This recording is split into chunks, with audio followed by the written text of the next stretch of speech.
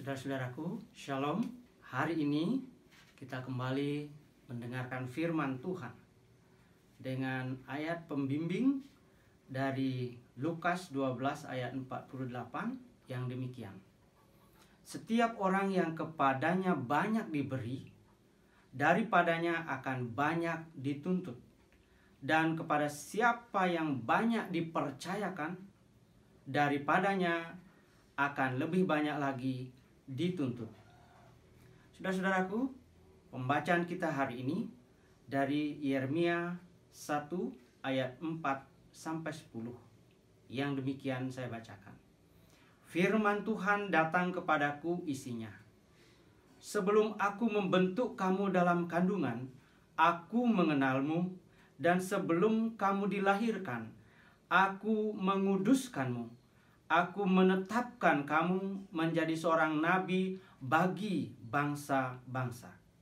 Kemudian aku berkata, Ah, Tuhan Allah, lihatlah, aku tidak pandai berbicara karena aku masih muda.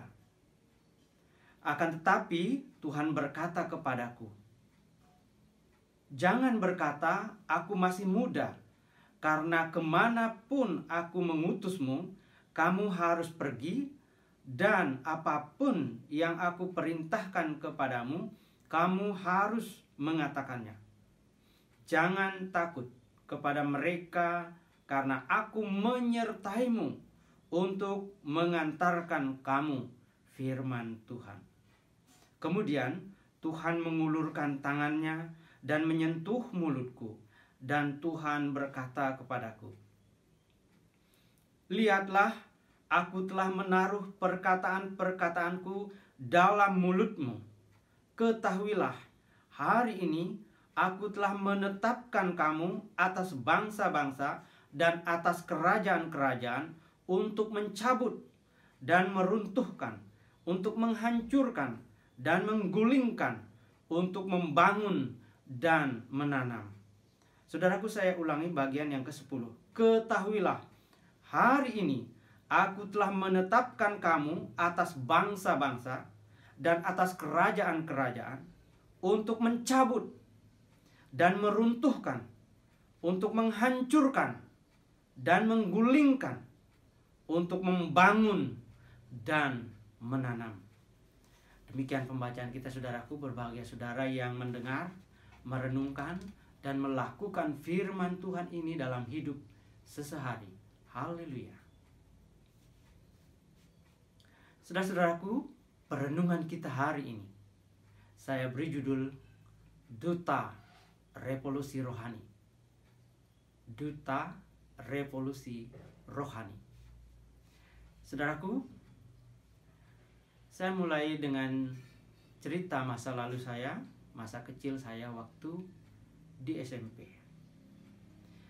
Waktu saya duduk di bangku SMP, saya seringkali diminta oleh guru kelas atau guru pengajar tertentu untuk mendiktekan kepada teman-teman mata pelajaran tertentu, bahan pelajaran untuk hari itu.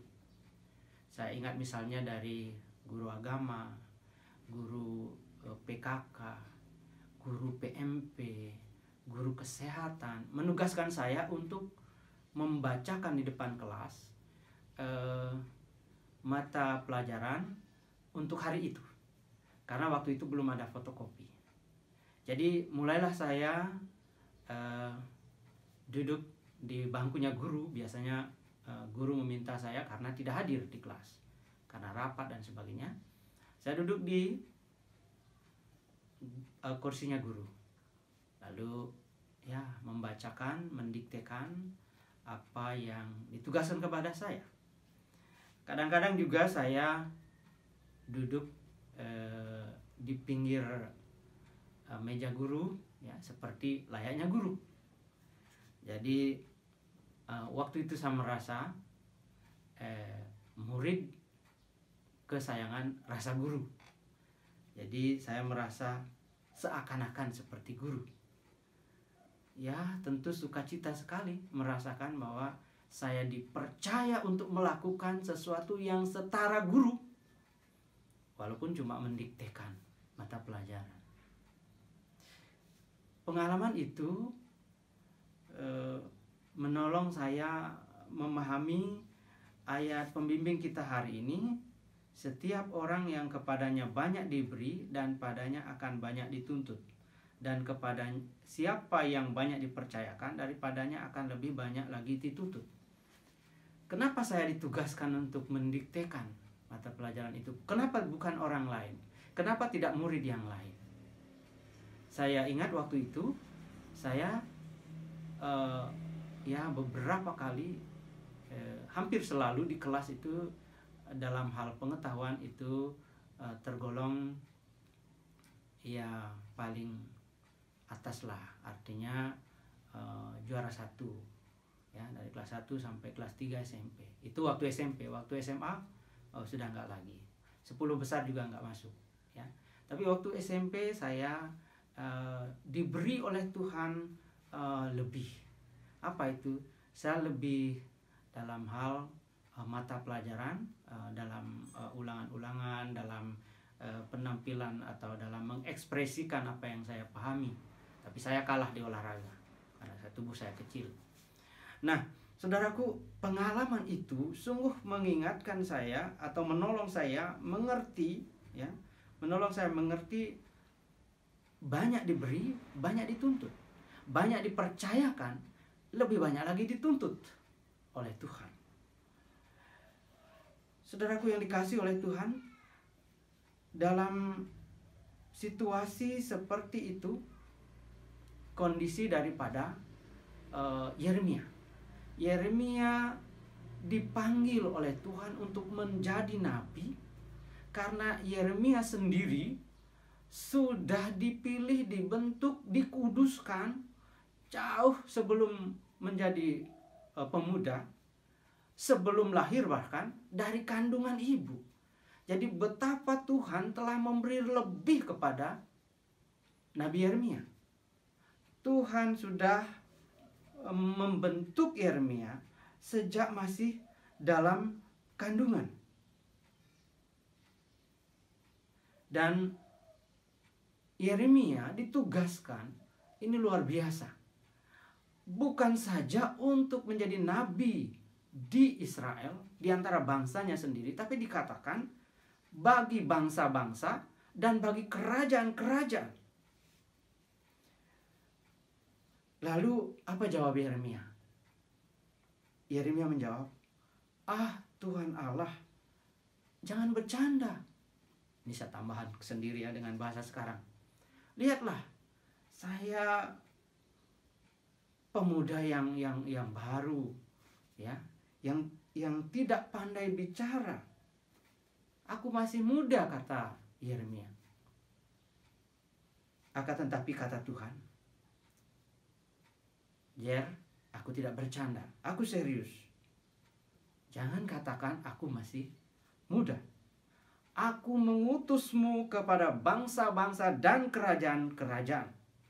Apapun yang aku perintahkan hari ini kepadamu, kamu harus mengatakannya. Tugasmu ialah mencabut, meruntuhkan, menghancurkan, menggulingkan, untuk membangun dan menanam.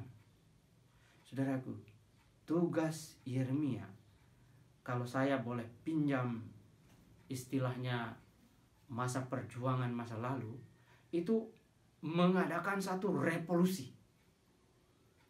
Dan revolusi fisik yang masa lalu itu telah selesai. Pada masa kini kita pernah mendengar Presiden kita Bapak Jokowi mengatakan revolusi mental. Nah, dari sini saya dapat hikmat renungan kita. Saya beri judul Duta Revolusi Rohani. Bukan sekedar mental ya, yang harus kita revolusi dalam kehidupan ini, tetapi rohani kita, keimanan kita.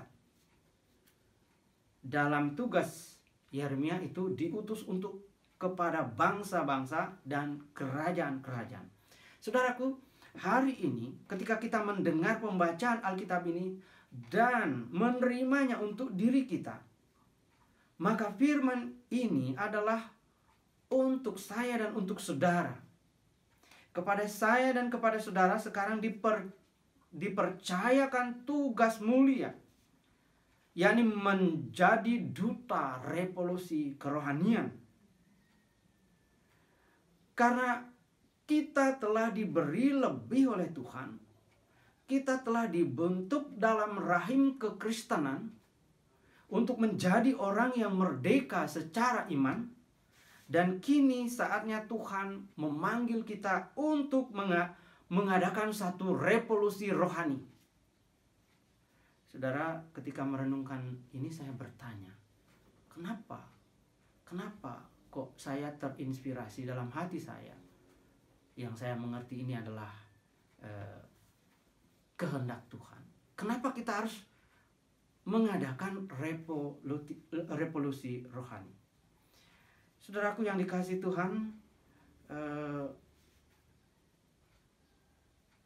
saya kemudian melihat situasi dalam kehidupan kita berjemaat, dan terlebih ketika baru saja bersidang atau sinode. Saya mencoba melihat situasi, mendalaminya, dan merenungkan mengapa hal itu kemudian menginspirasi saya untuk memperkatakan duta revolusi rohani. Saudaraku, ada beberapa data yang memperlihatkan bahwa kita mengalami kemunduran, mengalami kemunduran di dalam upaya-upaya kita untuk mewartakan kabar baik, di dalam kita menyampaikan kabar keselamatan, di dalam kita menawarkan kepada bangsa-bangsa, kepada lingkungan kita, bahwa keselamatan itu ada di dalam Tuhan Yesus Kristus. Saya katakan kita mengalami kemunduran akan hal itu, ya karena datanya menunjukkan memang hidup kita sepertinya stagnan, hanya begini-begini saja. Kita tidak melihat sesuatu yang luar biasa terjadi di dalam kita bergereja, berjemaat. Seperti halnya ketika terjadi di jemaat mula-mula, misalnya ketika pasca kebangkitan Tuhan Yesus. Atau tidak terjadi juga ketika masa-masa permulaan gereja, di mana pelayanan sedemikian rupa terjadi sangat progresnya sangat baik.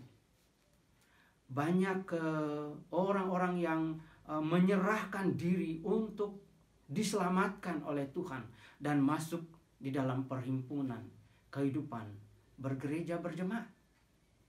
Itu tidak terjadi pada hari-hari terakhir ini. Nampaknya kehidupan kerohanian kita ini sudah lesu.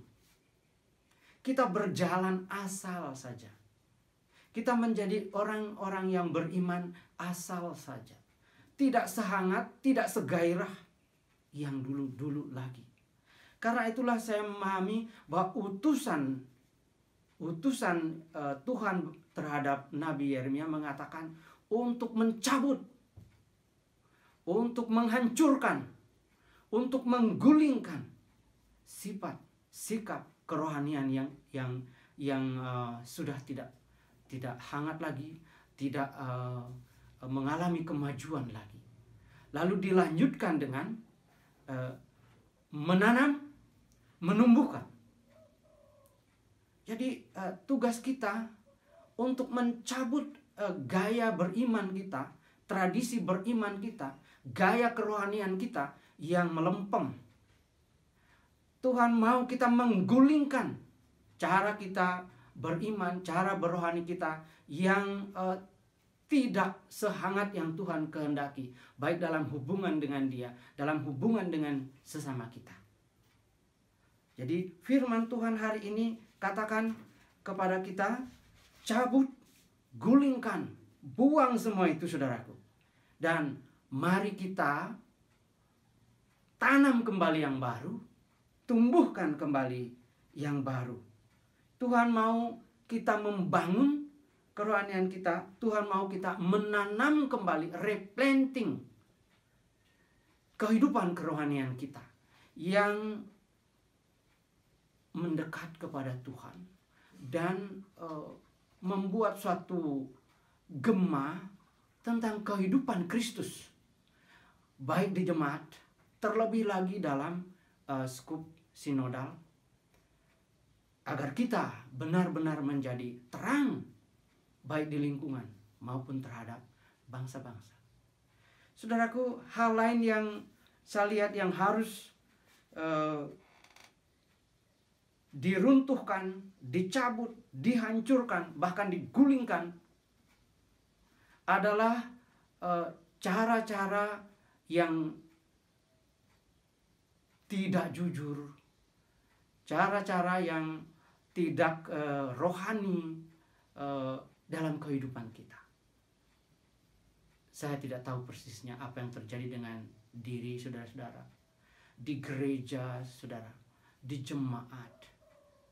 Yang tahu Bapak Ibu saudara sekalian, saya hanya tahu di dalam diri saya. Seringkali kita berusaha menutupi rasa malu.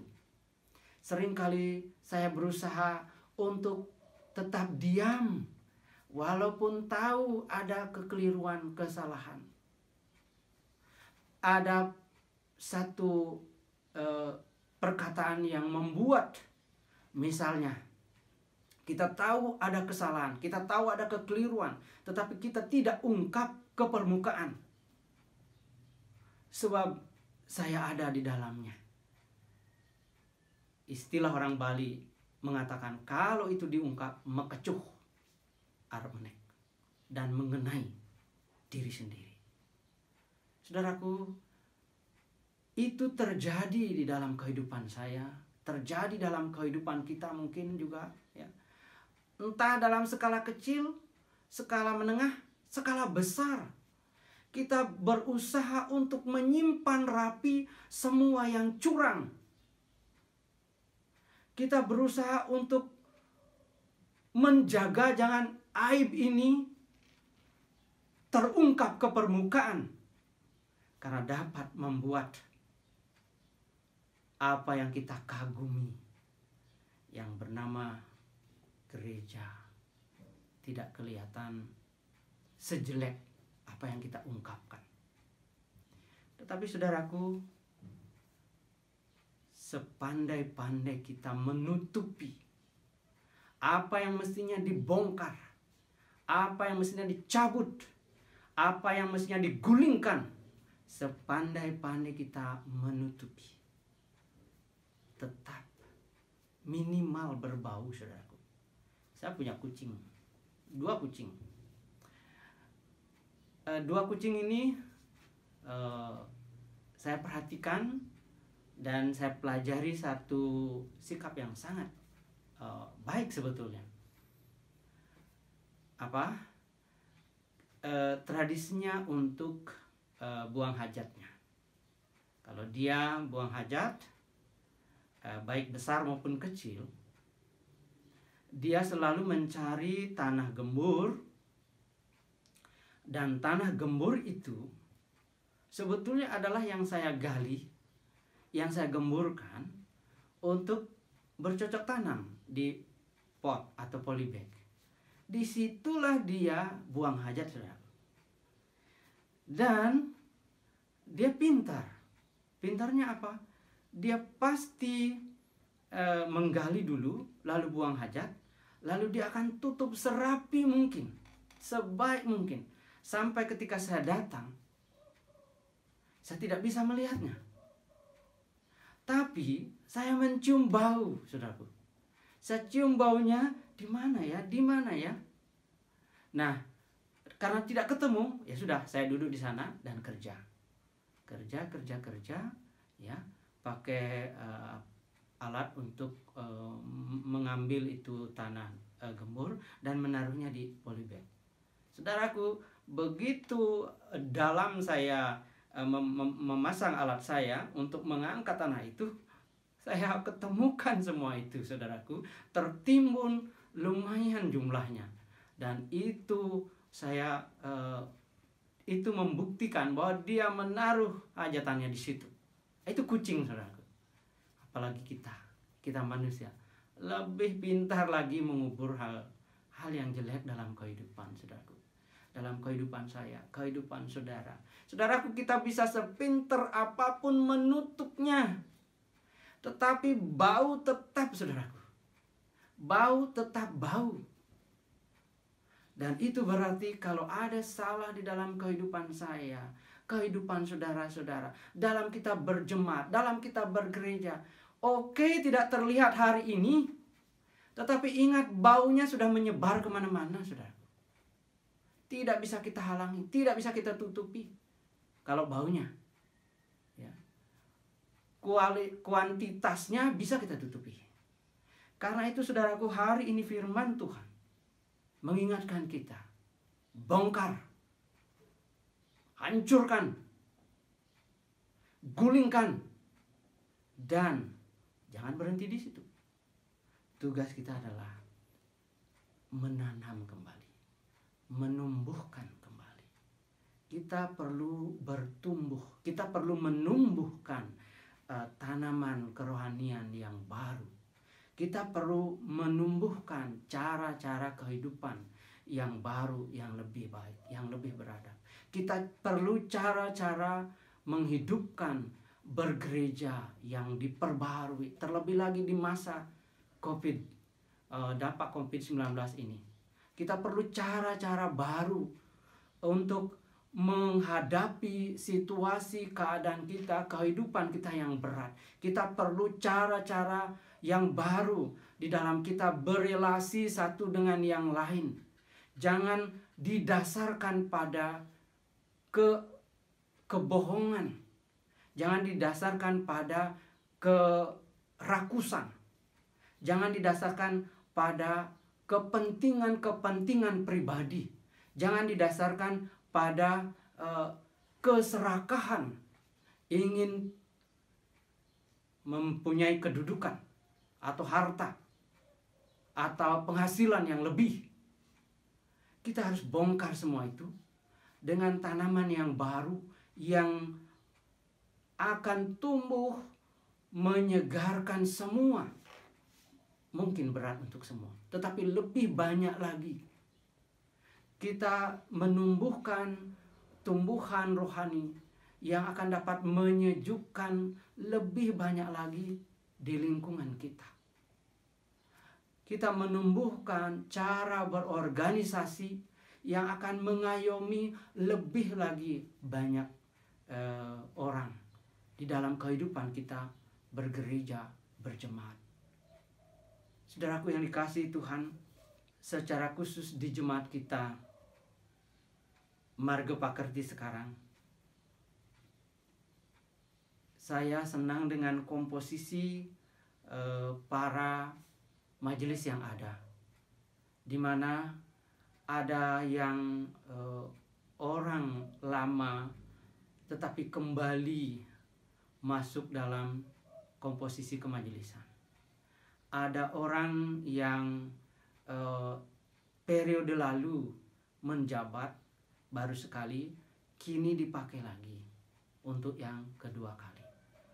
Ada sebagian besar wajah-wajah baru atau muda secara pengalaman dan pengetahuan di dalam hidup bergereja, berjemaat. Tetapi ini satu komposisi yang bagi saya secara pendeta atau gembala jemaat melihat ini sangat baik, saudaraku. Mengapa sangat baik? Karena ada orang yang berpengalaman, ya. Ada orang yang sedang mengalami, ada orang yang belum mengalami. Tetapi yang belum pengalaman ini biasanya punya banyak ide, punya banyak gagasan, dan kehidupan yang segar, yang fresh di dalam memasuki komposisi kemajelisan. Sedangkan yang lama ada satu kegairahan kembali karena mau menyumbangkan pengalamannya. yang sedang jalan itu akan membuat perjalanan menjadi berlanjut, tidak terputus dengan yang lalu-lalu. Dengan demikian semua ini adalah sesuatu yang baik dalam kehidupan kita bergereja, berjemaat. Memang ada tantangan, khususnya yang baru-baru masuk. Beberapa kali saya dengar, saya belum bisa berbicara fasih di depan umum. Persis seperti Yeremia yang mengatakan, Tuhan Allah, kok jangan bercanda, saya masih muda, belum bisa bicara di depan banyak orang. Ya. Tetapi Tuhan hari ini bilang, saudara-saudaraku, khususnya para majelis yang baru, yang boleh dikatakan belum pengalaman. Ya. Justru hari ini kesempatan bagi saudaraku untuk memberikan yang terbarukan di dalam kehidupan saudara-saudara, yang fresh, ya. Karena kita mau menanam kembali, mereplanting kembali kehidupan kita bergereja, kehidupan kita secara kerohanian, kehidupan kita, apa yang saya sebut, seringkali sebut di jemaat kita adalah ekasila catur pilar. Ekasilanya itu apa? Pemuridan. Dasar dari semua adalah pemuridan, saudara. Sedangkan pilarnya adalah ibadah, persekutuan dengan sesama kita, pelayanan kasih kepada yang lemah, kesaksian atau pemberitaan kabar baik kepada orang yang belum mengenal Tuhan Yesus sebagai juru selamat. Ekasila, yakni pemuridan, harus terjadi terus-menerus dalam gereja kita. Tidak boleh berhenti. Oleh karena tugas yang mengatakan, pergilah, jadikan semua bangsa muridku. Ingat, Tuhan tidak menyuruh kita jadikan semua orang Kristen. Tapi Tuhan katakan, jadikan semua bangsa muridku. Jadi kita membuat murid dan murid dan murid. Itu harus terjadi di dalam gereja kita. Lalu 4 pilarnya, catur pilarnya, kita harus beribadah. Penyembahan kita harus benar, baik, berkelanjutan di dalam gereja kita. Lalu bersekutu. Kita tidak bisa berjalan sendiri. Kita harus melibatkan orang-orang, baik orang yang berpendidikan dan orang yang skillful, yang mempunyai keterampilan. Kita harus menggarap organisasi gereja dengan orang-orang yang profesional, tapi juga dengan anggota-anggota biasa yang punya hikmat sesuai dengan kondisinya, yang kelihatannya mereka orang-orang sederhana, tetapi dalam kesederhananya Tuhan pakai mereka sebagaimana Dia telah memakai para murid yang juga adalah orang-orang sederhana. Kemudian pilar pelayanan kasih kepada sesama, baik di dalam gereja maupun masyarakat. Kita tidak akan disenangi orang kalau tidak ada pelayanan kasih. Jemaat mula-mula bertumbuh karena pelayanan kasih. Ya. Tuhan menambahkan setiap hari dengan orang-orang yang diselamatkan. Kenapa? Mengapa demikian? Karena mereka disukai semua orang. Saudaraku, apa yang membuat mereka disukai? Karena mereka hidup berbagi. Kalau mereka tidak hidup berbagi, tidak mungkin disukai semua orang. Saudaraku, siapa di sini yang dikelilingi oleh orang-orang? Adalah orang yang suka berbagi. Lalu yang terakhir, bukan yang terkecil, tetapi ini yang menentukan kemajuan gereja adalah bersaksi tentang Tuhan Yesus Juru Selamat. Saudaraku, gereja mati kalau tidak bersaksi. Karena apa? Karena Tuhan dengan para malaikatnya bersuka cita di sorga ketika ada satu orang yang diselamatkan, dipercaya dan percaya kepada Tuhan Yesus Juru Selamat. Saudaraku, itu tugas kita sekarang sebagai duta revolusi rohani. Untuk itu saudaraku, mari kita serahkan diri kita sebagaimana lagu yang hendak saya nyanyikan berikut.